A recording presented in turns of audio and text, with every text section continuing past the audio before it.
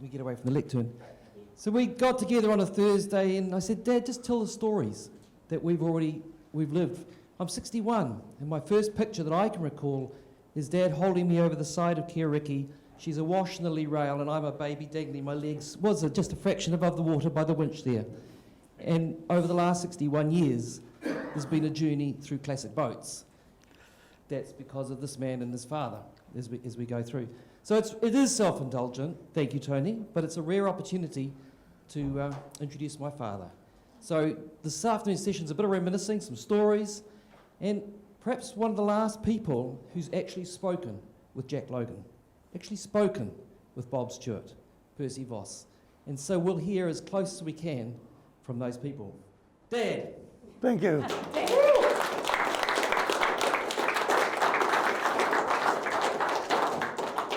Well, good afternoon all. There's a few faces there I know in the audience, and I hope that you're going to enjoy what I have to say and probably get upset with some of the things I say as well, but still that's what it's all about, isn't it? But I thank you for Russell for saying those just few words when he held him over the side. It just seems like yesterday. He's now 62. One, okay. That's my first mistake.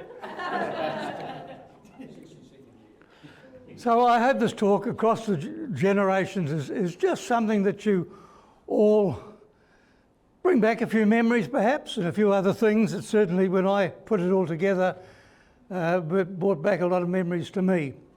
I've just put that up there because I think that's me.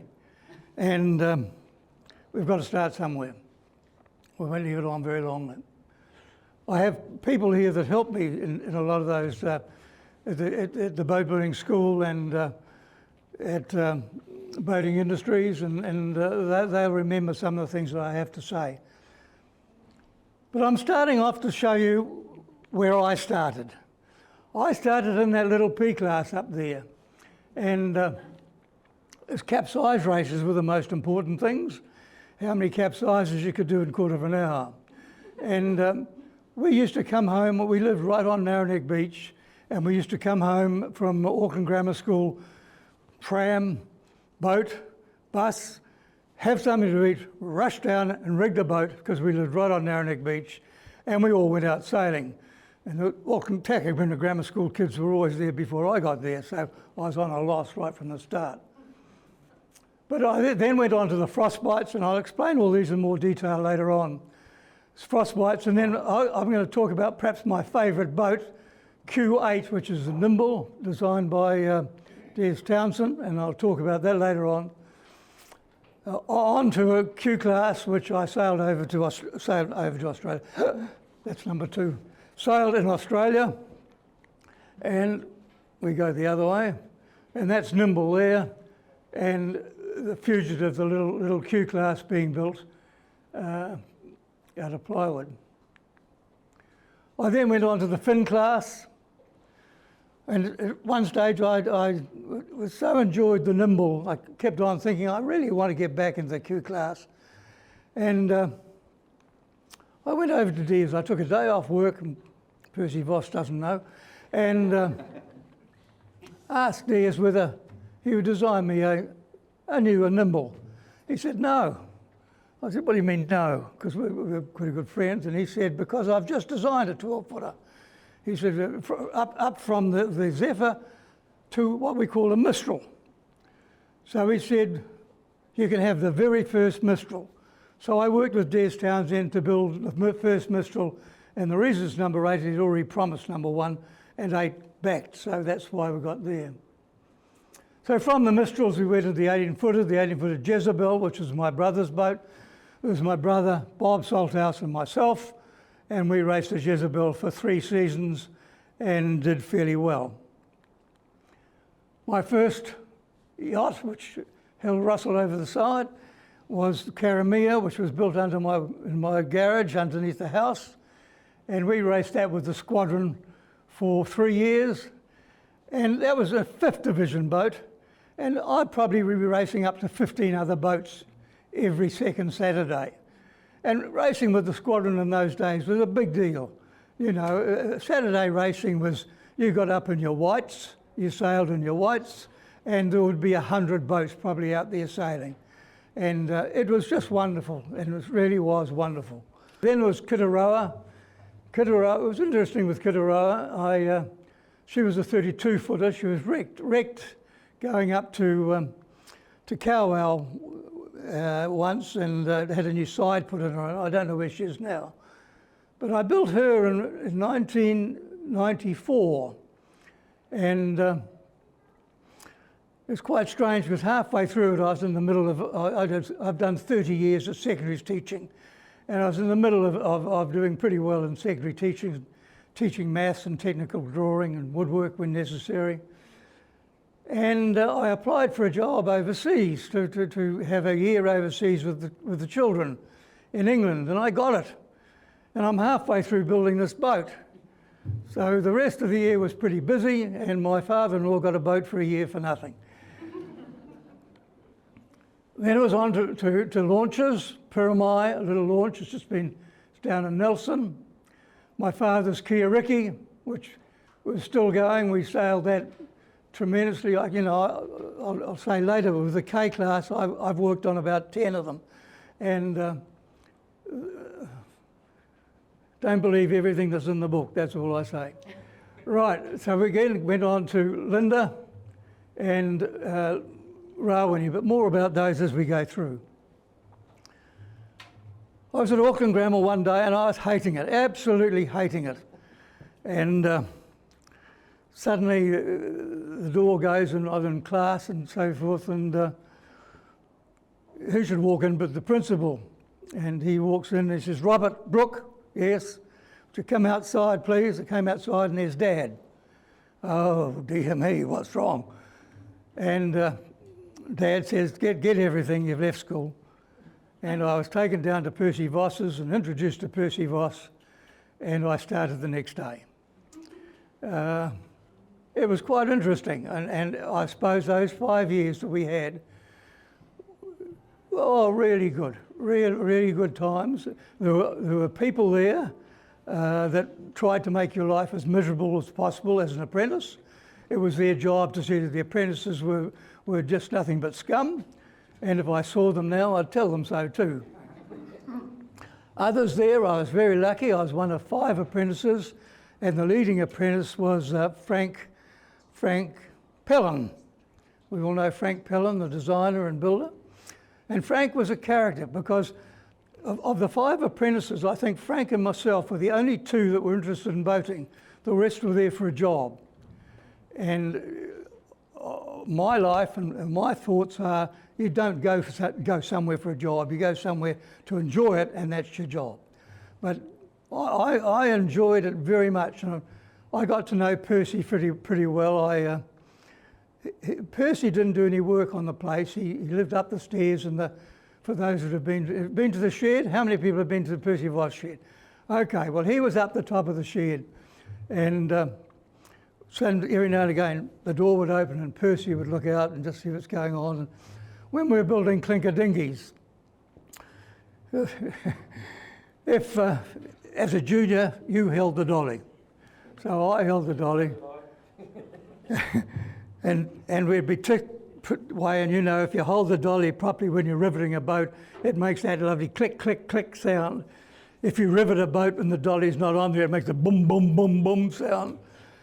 So what these clever people used to do was to say, right, we're going to do that rib there. Okay, let's start. You get there, Robert. Underneath, we'll start on the bottom line.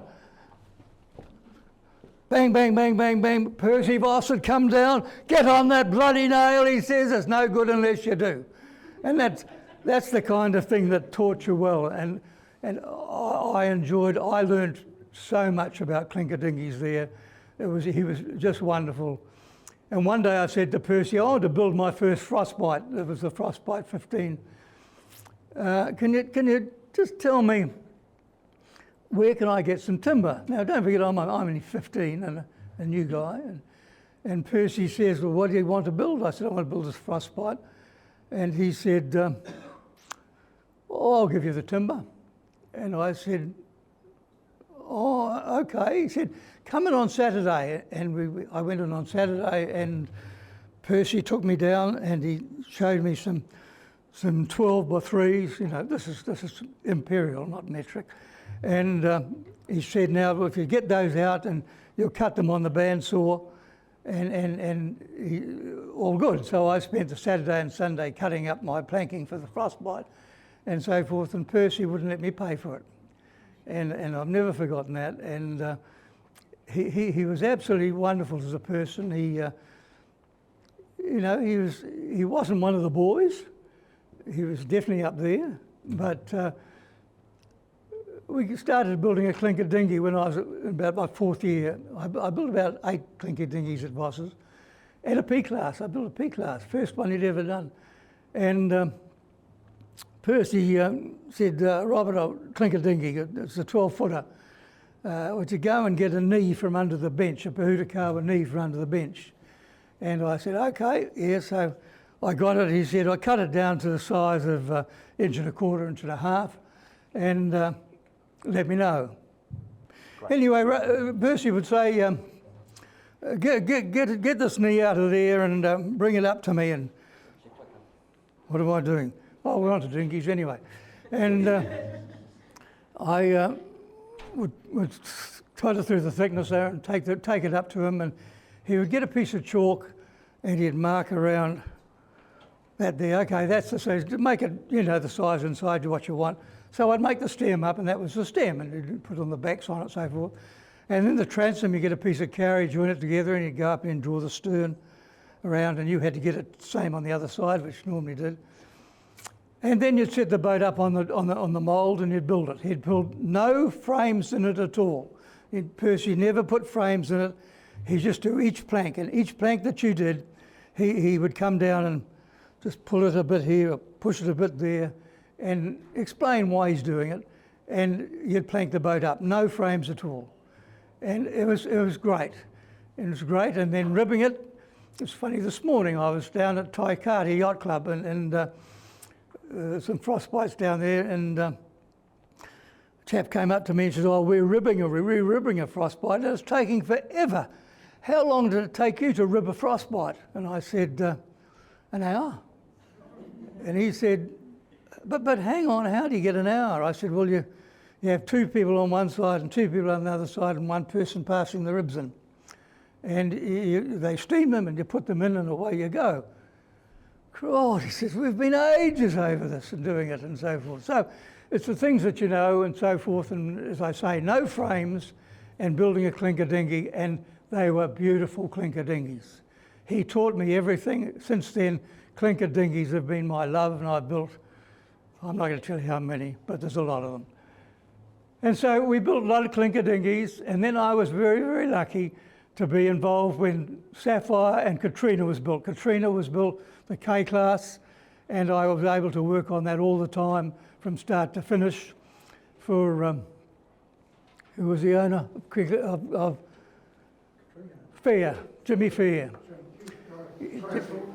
Graham Fulton then took it over afterwards. Yeah, Jimmy Fair. And so we built her, and I remember launching it. I went down, I was on the launching, and it was only 3/4 finished, nothing finished inside, so we launched it and then brought it up again and finished the inside. And then came Sapphire. Now Sapphire is Olin Stevens, and Olin Stevens, you know, his boats were just the bee's knees. So Russ Hooper, who'd been sailing with us on Kia Riki for a couple of seasons, on 1 season I think, said he was going to get a K-class and Olin Stevens was going to design it. So the plans came out from Olin Stevens, and the first thing we did is to pour the lead. So we poured this lead, made the mould up in the Vos shed down in the centre there. We poured the lead, and Percy came down. That took a lot more lead than I thought, and yeah, so they went and got hold of my father up at the DSIR. Would you come down and weigh the lead? So we came down and weighed the lead, and it was a ton too heavy. Ring, ring, ring, Olin Stevens. And yeah, he'd made a mistake. And we had to cut all the lead up Many years later, about 5, 6 years ago, I suppose, there was a classic event on up here, and Olin Stevens was out here for it. I don't really remember him being out here, but he was out here for it. And we had a dinner, and I was asked to sit next to him, and on the other side was Des Townsend. And so there's Olin Stevens, and he was, what, on 100, just on 100, 99, 100, I think. And anyway, we talked for a while, and I said, oh, well, you don't probably remember the Sapphire. He says, yes, and I'm going sailing on it tomorrow. And I said, oh, do you remember the building of it? Do you remember anything about the lead? We won't discuss that, shall we not? So that was quite wonderful. So I was very lucky to build those 2 boats. And also at that stage, just in my 4th year of apprenticeship, the bridge was being built. And Collings and Bill, Alec Collings was finishing another K-class called Anthea for John Ellis. And I was lent to him for 6 months to build another K. So I was involved with all of those 3. And at the same time, my father was building one of the salt houses. So there's 4 Ks on the go that we were involved with. And I thoroughly enjoyed the boats. Another 2 that came in, here's a K-class number 1, which is Bob Stewart's Helen. And she went on the rocks going down to Kowau and took the whole side out of her. So she was brought back to Percy Voss's, and we had to put a complete new side in her. And then there's Arahia. Arahia, one anniversary day. That was the day when boats raced on anniversary day. They don't just turn up and do nothing. And there must have been 1,000 boats out there and so forth. And she was hit in the transom, and it took the whole transom out of her. Now, so she was brought to Voss's, and I was working on her. Now, you can imagine a boat with no transom, and the transom's on the angle. Well, if you've ever designed a boat and had to design a transom, it's the hardest part of designing boats there is, because it goes that way, and you've got to make it the right size. So we had to put a new transom in, and we had to work out how it went, and it was Ken, whatever his name is, and myself, and that was a wonderful experience too. Now we go on to the frostbites. I was down at Taikata this morning watching a launching or a relaunching of an old boat of mine, and they were sailing 10 boats down there, and they normally sail 16. Now, isn't that incredible? 1930s, and they're still going in the 2020s. But they sail them all the time, and I had a wonderful time in frostbites. They were absolutely superb boats. He sailed in one, and didn't do very well, but he sailed. Oh, sorry, he instead of sailing frostbites, he pisses off over around the world in his own boat. Anyway, I enjoyed watching your programs, that's all right. So anyway, the frostbites, if anyone hasn't sailed them, they're not easy because they're completely open and they can fill up with water very, very, very quickly. And very enjoyable. That one in the top corner there was one that was built at the boatbuilding school. I've remained good friends with them, and they made that in memory of their mother, and they made that over a year and a half at the boatbuilding school, and that was wonderful. Number 70 was my father's boat, and she's up in the Cowrie Museum. You've probably seen it, some of you, and she was a top boat. And there's building one there, and that's during a contest and all the boats from the different areas. Big thing in a clinker dinghy is to have all your planking right. If you ever look at a clinker dinghy from now on, there's just a few things to watch. They should get narrower as they get to the top, except the top plank is a little wider. Where they come together and they merge with each other should form a line, getting loaded wide as they are.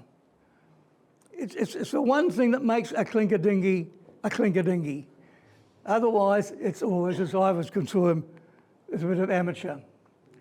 Just a few dinghies that I've done, and even got my grandson rowing. And a few more. That's in the back of Linda there. We only carried a few dinghies. And up the top there, look at that dinghy. That's made 2 of those, and they are for my grandsons, granddaughter, and now a great-grandson is in it. So there you go. Now, that's what I was talking about. Now, I saw that. Did you see that? I saw that over at the Tasmanian Festival the other day. I was lucky enough to go across there. And that's how a clinker dinghy should not be clinkered, all right?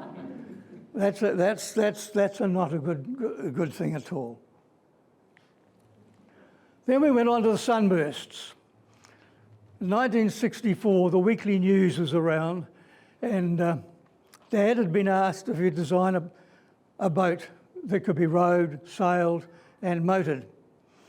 And I went down there, my wife and myself went down there for dinner one night, and Dad said, come and have a look at this. I had a look in the office, and here's a dinghy. And I said, what the hell's that all for? He says, oh, that's the new dinghy for the Weekly News. And I said, oh, no one will want one of those. That's ridiculous. And anyway, I said, first of all, it's got too much beam. So he said, oh, well, let's draw it. So we took 6 inches of beam off. And then if it's going to be exciting at all, let's put some sail on it. He had a tiny sail on it and a tiny weeny spinnaker, and so we made it bigger. There are now over 5,000 sunbursts being built. You wouldn't believe it, would you? How many have you built? I don't know, but it's over 50. Yeah. The second boat there is Taihoa. That was Dad's boat. And that, until recently, has still been sailed. It is no longer. It just rotted. And that's the first ever fiberglass boat. So that's the Sunburst there, and that's one that I built for a chap that had the best of everything in it. School yachting. I want to talk a bit about school yachting. When I was going through school, there was one day they had a race where you could go sailing down at Auckland Boating Club. And anyway, when I was teaching, I was at Westlake, and I was selected to go over to Larchmont in New York to race frostbites over there against their boats. And teams racing, and we'd never been teams racing before, so we went teams racing. And there's Bob Salthouse, myself. Were you in that? You were in that one, yes. Don Salthouse. And we had a wonderful time, Don, didn't we? That was fantastic. It was a fantastic time. I think we finished 5th, but we'd come to a mark, and you know, teams racing is helping each other. And we'd come to off the wind, and we were wondering what to say to each other, but when we start talking in Maori, you know, and we just say a few words, tika wata, mini mo, things like this, and they all thought we had something really going, but we had nothing at all going. But you remember that, it was quite fun. And anyway, so I came home and I was out of the school's contest, and Trevor Gildard from Epiglass was there. And we were on the boat, and I was telling Trevor about teams racing. And I said, oh, we should get to school. Trevor, without a word of a lie, said, Robert, if you want to do it, Epiglass will back you. And I said, we want 6 sunbursts exactly the same. Done. And I went all around New Zealand with a southern sunburst, taking it around and showing the schools. And we ended up with the first contest in Auckland with 17 teams, including one from the islands. Can't remember which one it was. And it was just wonderful. We took a barge around to Narrowneck Beach. The harbour board took it around, and people were going in these boats, three boats as a team, and they'd go out to the barge. And son, I think you were rowing them out to the barge, and getting off the barge and changing boats around and so forth. And it was absolutely wonderful. And that grew and grew and grew, and now it's still going. Not on Sunburst anymore, but at least it's got kids into yachting. And all these people now that aren't kids anymore, they sailed and they got going, and that's what it was all about. Going back to Rawene, when we came back from Larchmont, Rawene, I used to go down to the marina, and Rawene had been sitting there, I think, for 16 years, just sitting in the marina. And I said to my father, I'd like to get hold of that and do something about it. He says, well, go and see Jack Gifford. And the Rawene was built for Jack Gifford's father, and then Jack Gifford took it over. And anyway, I put a frostbite on the back of my car, and I went up and saw Jack Gifford and introduced myself, and I said, and this is what I kind of do, and What's the chance of restoring Rawene? And without any hesitation, he said, Robert, it's yours. So we got it, and it wasn't in a very good condition. It was 16 years without any work done on it at all. And we took it down over to John Salthouse's, who happened to be my brother-in-law. And John let us pull it up. And we found that the keel was leaving the hull by about 3/4 of an inch. So we had to clean all of that out and put that up. And we did quite a bit of alteration on it, put it back in the water again. And then one day we went up to Jack Giffords and said, would you come out for the day? And I took him out on the boat with the whole family, and we just went out and he taught us how to sail Rawene. And we had many, many wonderful years in Rawene, and it's just wonderful that it's now in safe hands. It's just brilliant that it's in safe hands. However, that's only Rawene 1. We come back a bit further. Then we're coming back to other preservations. Now, I think preservations. It's not alterations, everything else. It's to get the boat back in the condition it was. If I look out at your boat, sir, out there, it's just magnificent. It's just magnificent, and the work you've done on it is superb, full marks. And, you know, and we say the same with Ngātaki. Only I'm going to criticise Ngātaki. Because when I went down with what's your name again? Tony, and we looked at Ngātaki, that's where she was, and the lady on the top owned it, and she still wanted it, didn't she, but she couldn't sail it. That was the story. So anyway, Tony got hold of it, and he's done it up. That's how she was. That's how she is now. Can't even beat Tirapanga. I watched a race over in Tasmania, and they were going like that, and somehow or another they happened to finish dead heat. However, is that overkill?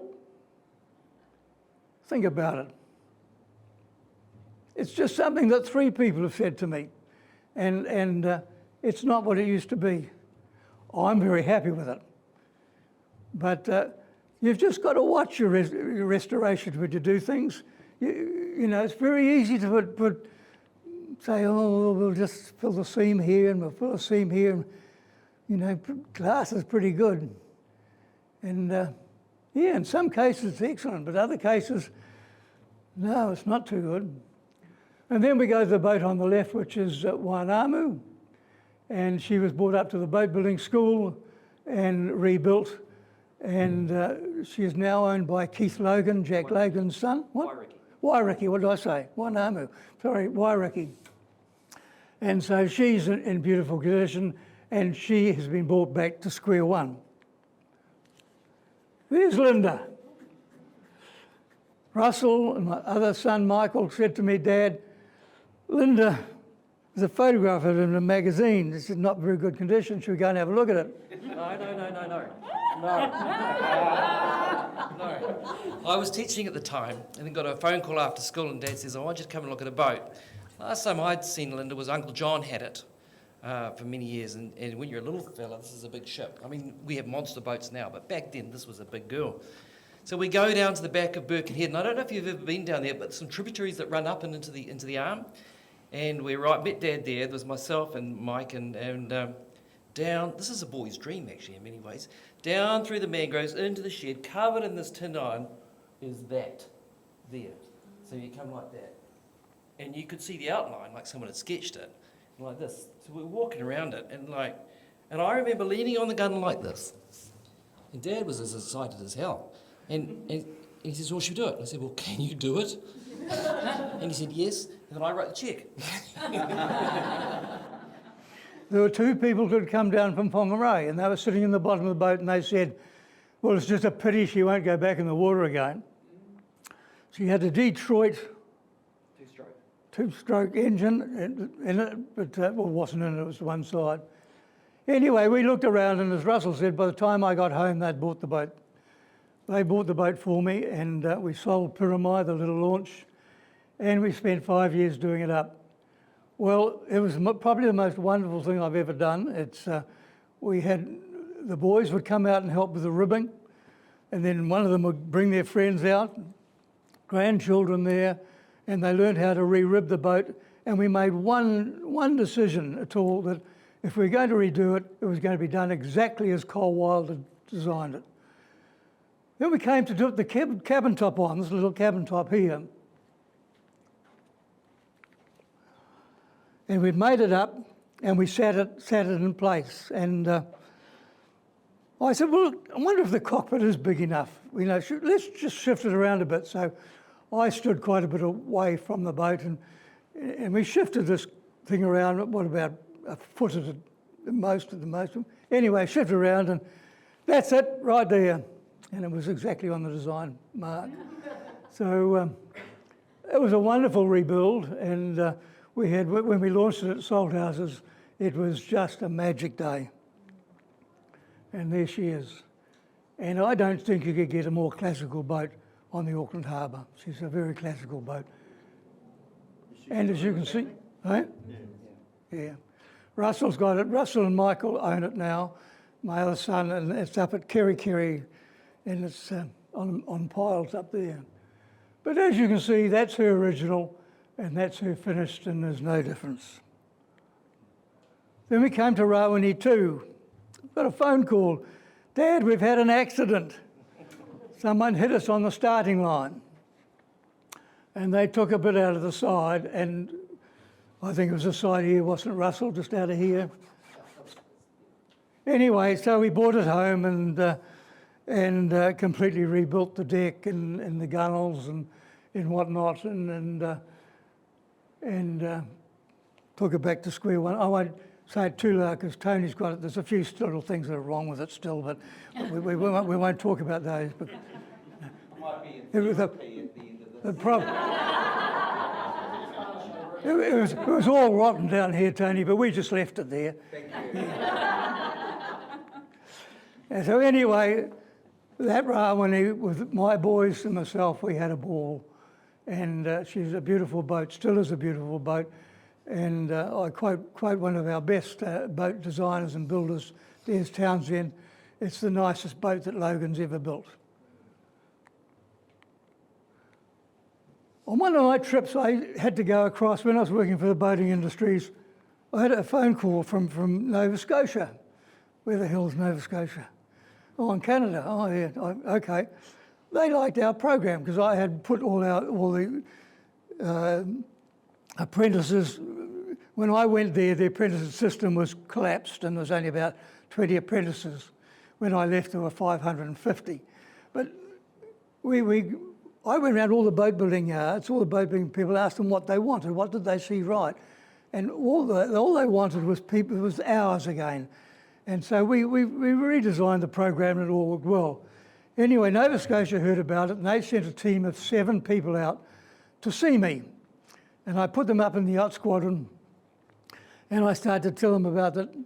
And one guy, whose name is Theodore, he owns a big boat building yard over there. He says, Robert, he said, I came here, I was falling asleep, but I'm now wide awake, he said, and we want your program. So we sold it to them, and I had to go over there twice a year for the first few years. And one year I went over with my wife and we got rung up when we were in Lunenburg, which is the place for all these old boats. We got rung up and said, would you like to come for a sail on Blue Nose? Now, Blue Nose is a very famous boat, and chap Rouet designed her, and we went out for the day, and the skipper said, well, we're not taking any passengers out today, we're just going to do sail testing. So we sailed all around Lunenburg Harbour until about 2 o'clock, and then a boat came alongside, runabout, took us off, and showed us around the rest of Lunenburg. A year later, I went back, and that's her there. They had decided that she was too far gone, and they had been trying, will we make a new one up, or what will we do? And they decided, no, we'll keep it. And they kept it, and they took it virtually right back down to the keelson stem, and rebuilt the boat, and completely original. completely original. And I decided when I went over there, well, bugger me, I'm going to have a go too. So I spent an hour helping them. So that's the part that's really good on the boat. I'm not sure about the rest. Another little accident that we had on anniversary day when boats used to sail. And the gypsy, she was just run over by this other boat. And anyway, we brought her back and brought her to the boat building school. And then we took her to Brown, first name? Colin Brown. And we rebuilt it, and I was in charge of making sure it was all right. And John Pryor, who owned it, wanted it back as its original because she was changed and sailed as a K class, but only for a very, very short time. I don't even think she raced with the Ks at all, to be honest with you. And so we brought her right back to square one. And then since then, she's been done up again and in perfect condition. Kia Riki, one of my father's designs, the K-class, built by Salthouses, owned by my son here. But she was special. I'll tell you why she's special. She's special because she was built at Salthouses, my brother-in-law. And who did he have working for him at the time? Jack Logan. So Jack Logan built that boat from start to finish. And that, to me and to Russell, is quite something. But we raced her hard, and then she's had about 11 owners, 12 owners, and Russell bought it back again, and he was first across the line, 11 times, I suppose, in the season you sailed her. So she's a good boat, and we had a lot of fun in her, and she's cruised a lot. New Zealand Traditional Boat Building School. I'm not sure it's still around, is it? I'm not sure it's still around, is it? One of my loves was working there. I had retired and the four of us set it up, and I made it happen, and we did wonders. We worked really hard. Frostbites, and that's Ian McRoby and Maury Ogden and the late Ian Stevenson. They brought the Corona back to square one, and that was wonderful. We ran caulking tests, yeah, that's right, and also classes for apprentices. It's broken my heart that it's not still going. It could still be going. I'm sorry if I embarrassed anybody, but we just need half a dozen people to make it work, and the people have to want to make it work. It'll get going again, hopefully, but we used to have wonderful nights there, and people would come and work, and we built a lot of boats, and for the boat building school to be going again. Some of the designers that I've known, Percy Vos, can't speak high enough of Percy. He even came to my wedding, and in fact, at my wedding, I'll never forget, you weren't there. Not far away. Snow Water's well-known boat building. Oh no. Anyway, we had about 5 different boat builders there. This is old age, I'm sorry. And it was wonderful, but Percy was good to me. He was excellent to me, and I can't talk high enough of him. He liked the alcohol though, old Percy, a little bit, and he had a car crash at one stage. And Bert Willicott, worth known on the shore, probably built and designed many, many, many boats. Even as a youngster, when we were pulling boats up at Devonport, Bert would be down there, he would know my name, and this is when I was only about 15, 16, and he'd talk to us, and he was known for the fact that if someone was building one of his boats, he would go around to make sure that everything was all right regularly, and he would help them with it, and he was just a lovely, lovely old man. Old man because he was an old man. And I put the Ladybird up there, which I think is probably one of the nicest boats that he's built. Jack Logan. Now, Jack and myself worked for a while at salt houses, but when I was a senior master at Westlake Boys, and I used to organise the parent evenings, and I was teaching his sons. One of them was Keith, and every time that they applied to come and see me, he would put in a double time, and we would sit down and have a bloody good chat. But it's different because Jack Logan was a loner. Jack Logan was very much to himself all the time, and occasionally when he'd race his boats over in Kamutu and so forth, over in Oraki, things went wrong, he would just pick his boat up kind of thing and sail it home. He couldn't stand bureaucracy, and a bloody good guy. And his son Keith has now got Wairiki, and I made him a dinghy the other day, Keith, and good guy. This is a boat that I did up for of Jack's, the Kamutu V40, one of his famous ones, and we brought that back to square one. It had been an embarrassing moment when we put it in the water. We never tried the centre plate to make sure it fit, so out we go sailing with large number of people watching, and the centre plate wouldn't go down. So, Cole Wild probably built some of the nicest boats that we've got on the harbour. Launches and yachts and all sorts, and his most famous boat was Tara, which he had this bipod mast in it. But he went overseas, raced Tara overseas, and while he was gone, his place in Stanley Bay burnt down. And then he gave it all away, and we got a job of Waiomo A19 of changing it into a K class for John Ellis. And so he bought this property up at Greenhithe, and he put Waiomo up there, and he was about to start building Waiomo, and he gave it all away, and John Salthouse took over and been there ever since. I only met him once, and I only met him once as a kid. Dad was building his keel boat Judith, and when he was pouring the lead, Colwell came around and poured the last ladle of lead into Judith. Not a very good photograph there of D.S. Townsend, but oh, he's a lovely guy. And he was a coach builder, and he went on into sailing. Des was one of these guys that didn't like people altering his drawings, didn't like people altering his plans. He said, if you want something from me, that's what you get, you stick to it. And he was like that. With his electrons, look where they are, everywhere. He asked me whether I'd like to do the electrons. I went over to see him one day and in his workshop, and he said, well, I'm not going to be able to go much longer, Robert. I'm just about out of here. Would you build them? And I said, no, I couldn't build more than one boat at a time of the same. I just don't like building boats identical. And so I didn't.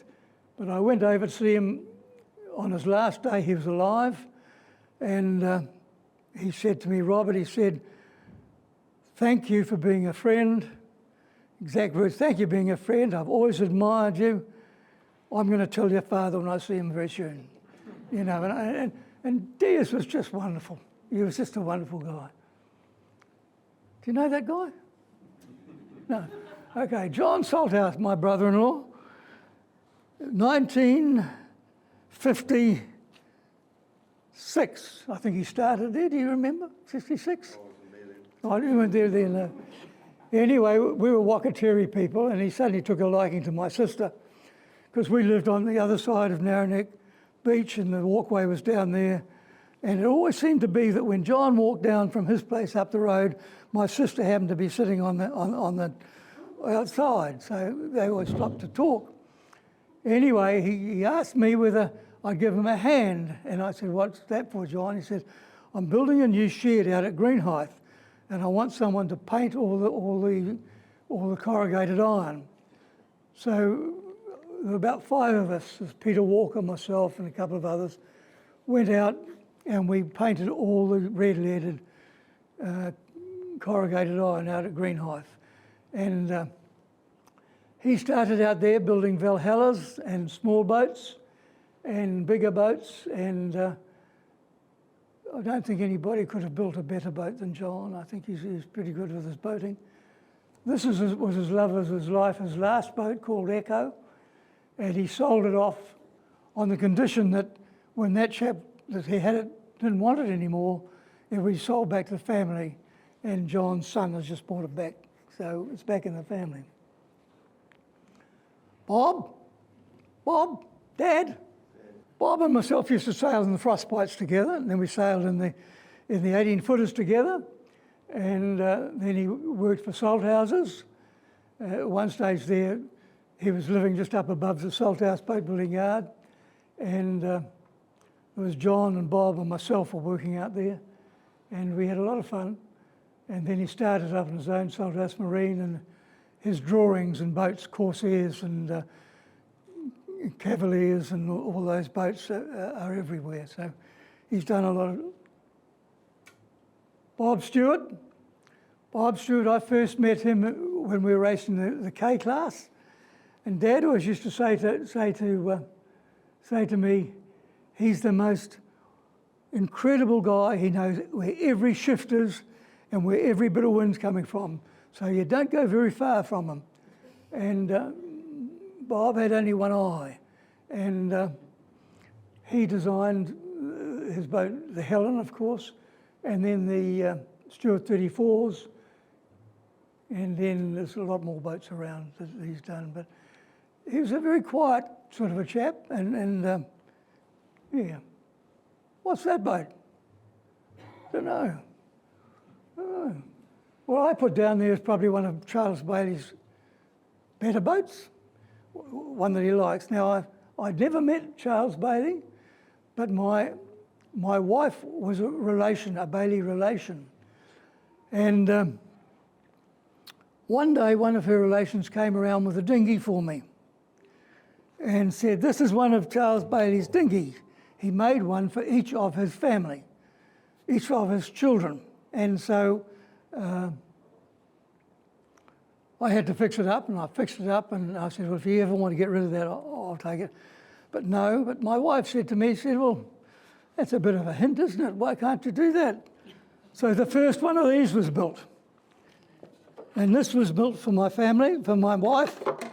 My wife has now departed, unfortunately, which is very sad. But this is on the wall of my home, or this, not this one, this is Tony. And I started building those, and all the family have got clinker dinghies or something similar.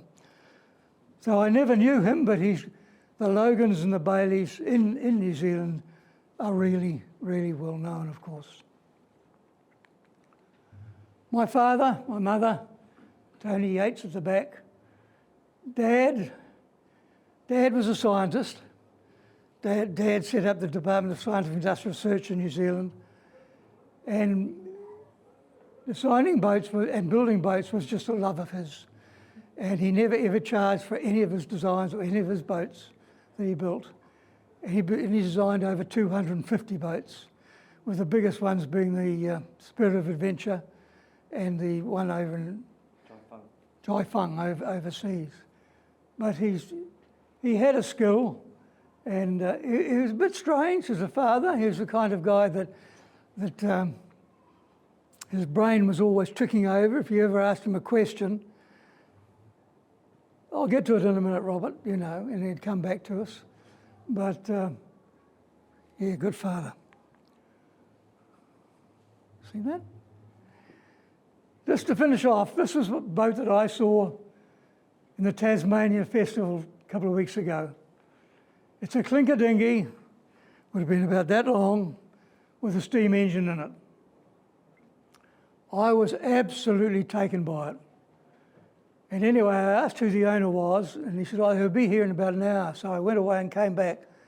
And I shook his hand, and I said, it's the most delightful model I have ever seen. And he was 88, and he had made from scratch the steam engine. He had never done a clinker boat in his life before, and he made it all up. Now, what was incredible, he says, but look at this, Mr. Brooke, he said. and he had a dinghy that long. Now, I've made a few of these dinghies that long, and they're not easy to make, clinker dinghies. He pulled out an oar. He said, I made a rollock for that. And I said, yeah, I make rollocks for that. I get a bit of rod and bend the rod around and make rollock. Oh, no, he says, bit of brass, about 1/8" brass. Cut the U shape and the base, 10 millimetres long from top to bottom, and shape it. And the 2 rollocks were even tapered down the bottom with a hole through it. And I've never ever seen anything like that done before. He was a perfectionist. And you can see all the awards that he has got. Anyway, but it was just marvellous. This cup here, that cup there, was made out of a bit of brass and drilled out. And he's made that. And he apologised to me, and I said, what for? He says, I bought the plates. So that to me, I can honestly say it was the highlight of the regatta. I just couldn't believe it. It was just beautiful. Anyway, just to finish off, 1925, I'm at this village. I've got a tiny, weeny little room that I make models and play around. And anyway, someone made me a challenge, and they said, well, Robert, have you ever seen a catamaran foil? I said, not in New Zealand. And they said, well, why don't we make one? And the chap opposite me is very good in electronics and all this kind of thing, Jan Wise. So between the two of us, we're making this catamaran up. It's that long, and he's made foils, and he's doing all the electrics there, and we're making a foiling catamaran. I hope it works. So that's the 1925 project, and then I'll leave you at Nova Scotia with the boat that takes everybody around. Thank you very much.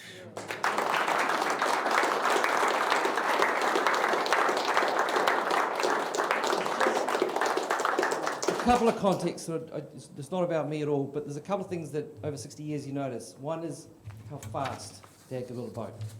There are boats that don't exist on the Monday and exist on the Sunday. There was a boat built at a boat show.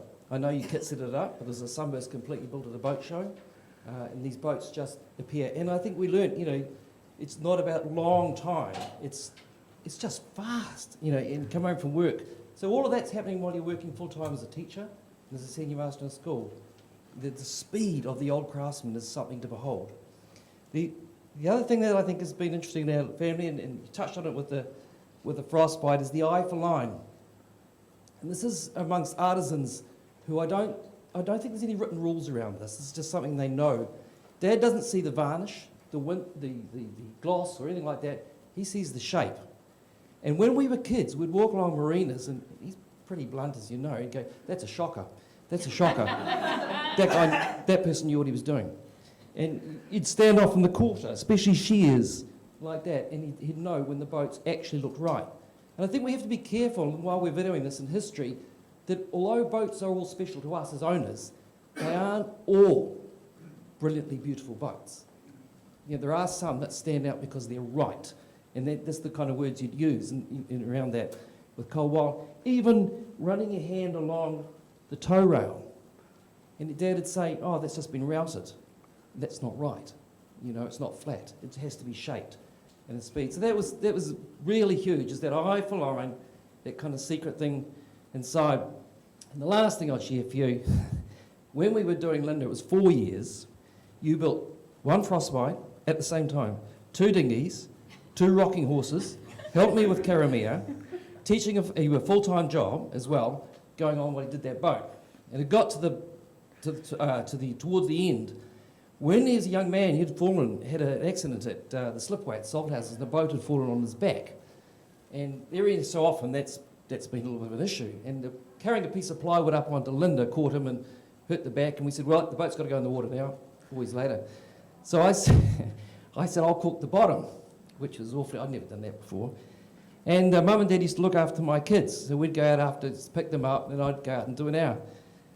Well, Dad had shown me, the first night I came home, I have to put this down. I went out, it was by the bow, and put it there, held the corky eye, and went whack, whack, whack, and it went in and all right, and then I missed. And it came across the top of my hand. And being a boy, I did a very stupid thing. I turned it over the other way. I went whack, whack, whack, and I'd done about this much, and then whacked the whole of my wrist. And this thing was shaking. And then we used to have dinner, and I came and sat, so I remember sitting at the table with this hand doing this. Dad never seen a thing. I did cork it in the end, I did get round it. But it's interesting what you learn as you go through the process. Thank you for indulgence. I don't know if there's anything people want to share or go for baby. Yeah, this is not a question, Robert. This is a huge thank you from the classic boating fraternity, because I feel you're a person that when the renaissance of classic boats was coming along, you're the guy that held baton to, when boats weren't so classic and they were being butchered, and led the way to show us what good appreciation of classic boats were about. So yeah, a huge thank you, and also thanks for marking my brother's papers when he was doing his tech work. That's really great. But no, just a huge thanks from all of us, mate. I've enjoyed the restoration of boats. Yeah, you're a living treasure, mate, yeah. And just a huge thanks. Thank you very much. Yeah.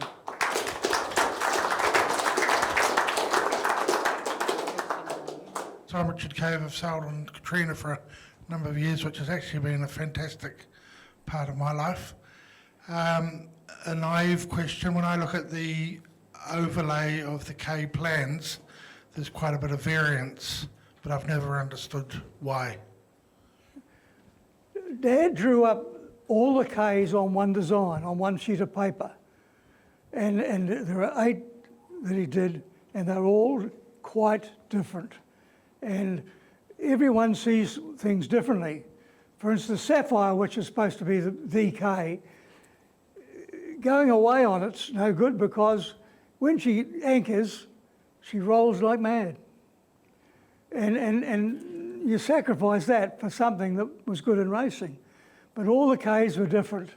And yeah, no, I enjoyed them very much indeed, But I'll just say again, I've enjoyed the restoration. Everything that my life was 30 years teaching, and then with the boat building industry getting apprentices up and running. Everything I've done with restoration or building boats and so forth has been in spare time, and I'm going to tell you honestly that I've done it for love of it. My father used to say to me, don't ever mix your love of sport and your work. Never worked for me and my brother or everything else, but I've enjoyed every moment that I've had. I only wish my wife was with me now.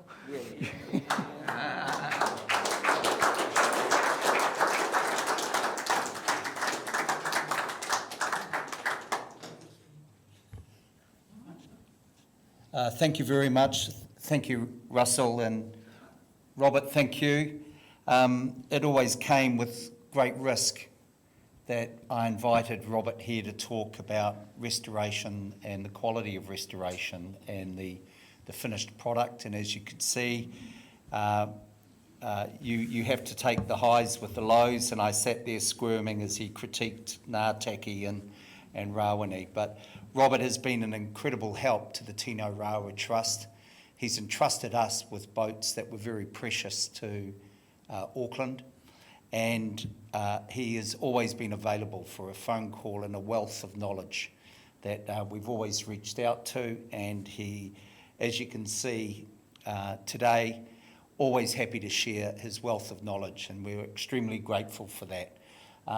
That's the conclusion of the Auckland Wooden Boat Festival seminar. I think it's absolutely fitting that we've been delighted with Robert Brooke sharing a wealth of history, a passion and a love, as we do, of our classic boats. So thank you for that. Michelle, would you like to say? Okay. We'll get a photo. But great attendance. Thank you for joining us on late on a Sunday afternoon and sharing today. Really appreciate it. Yes, thank you, Zachary. What a fitting conclusion to the Auckland Wooden Boat Festival 2025 Talks and Tours edition. I think I'm going to cry, actually. Robert, that was just perfect. It was perfect to be able to close with your talk today. And that is part of why the Auckland Wooden Boat Festival exists. As we've said earlier, 2024 was our first big festival with 100 boats on the water, and the whole activation at the Viaduct Event Centre. 2 years was too long between drinks, so thank you very much for coming to support.